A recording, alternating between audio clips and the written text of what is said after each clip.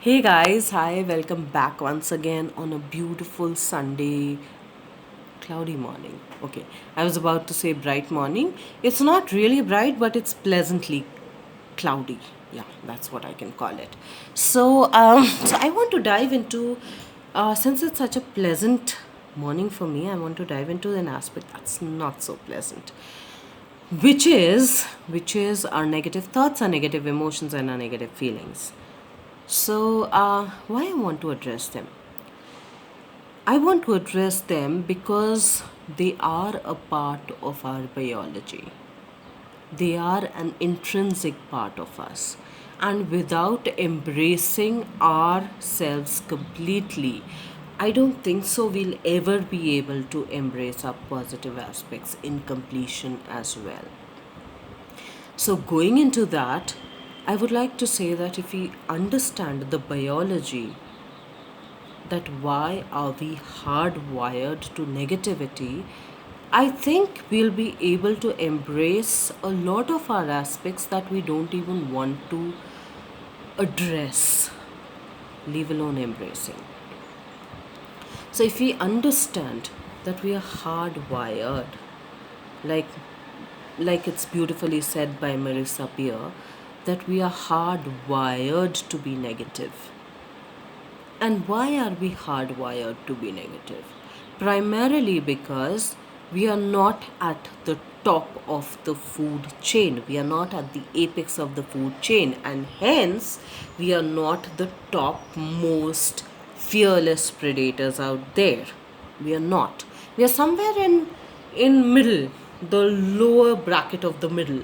So if we are down there, and when the apex is this high, there are a lot of things that threaten us, and they had threatened us.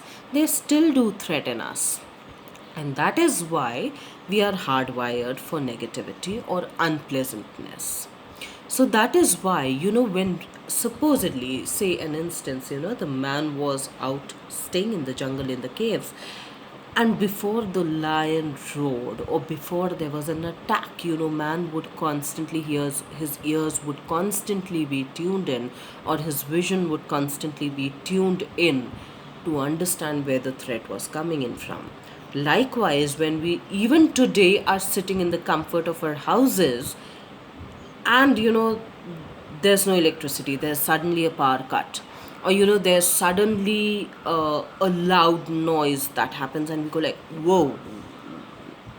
That is our reaction. We're like, oh my god, such a nice noise. We don't do that. We're like, whoa. That's a negative reaction. Why are we hardwired? Because we are not the topmost predators. And if we understand that, being hardwired to negativity has helped us come through centuries all the way up till here, till in this era where we are sitting in the comfort of our houses. If we had not been negative, had we not been wired to negativity, we wouldn't have been here.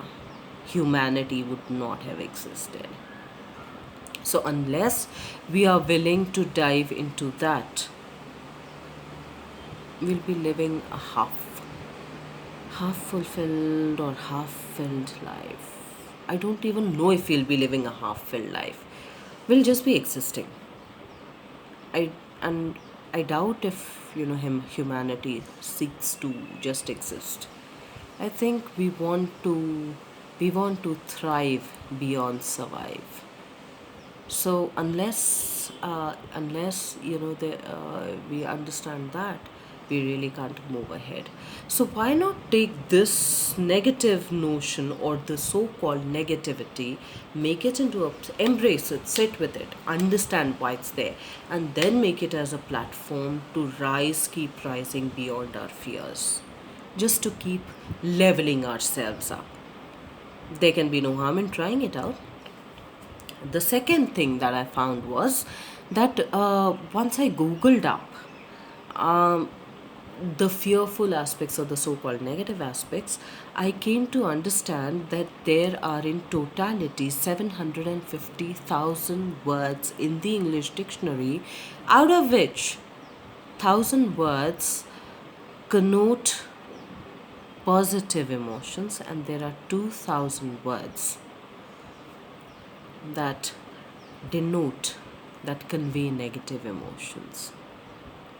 So, if we understand that our biology, our history of humanity, even our literature is hardwired to negativity, and we start accepting that as the fact, I think we would be able to embrace our positive aspects in a better way. So unless we are willing to sit with it, we'll constantly be we'll constantly be finding a different pathway.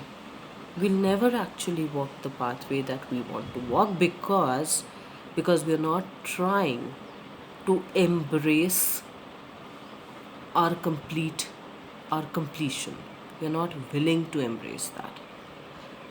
It's like, you want to walk, you want to run, but you want to run by cutting off one limb.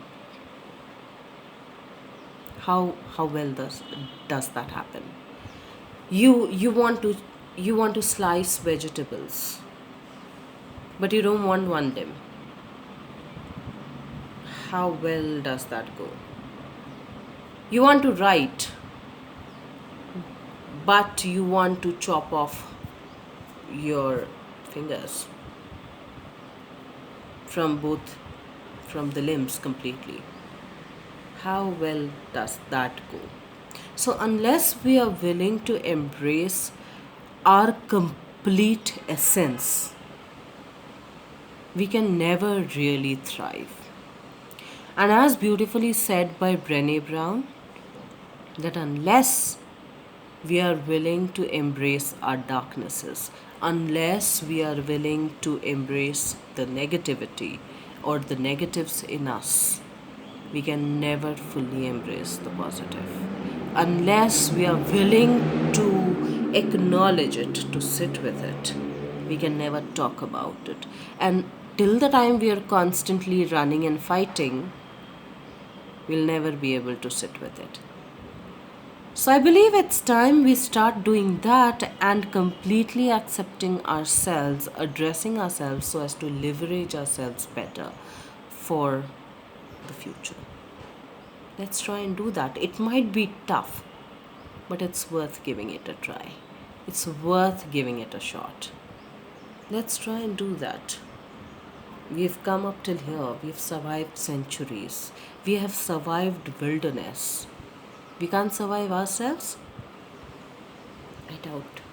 I really doubt. And I find it very funny. If we can't survive ourselves, I don't know. I really don't know what to say beyond that. Let's try. It's worth a shot. Thank you.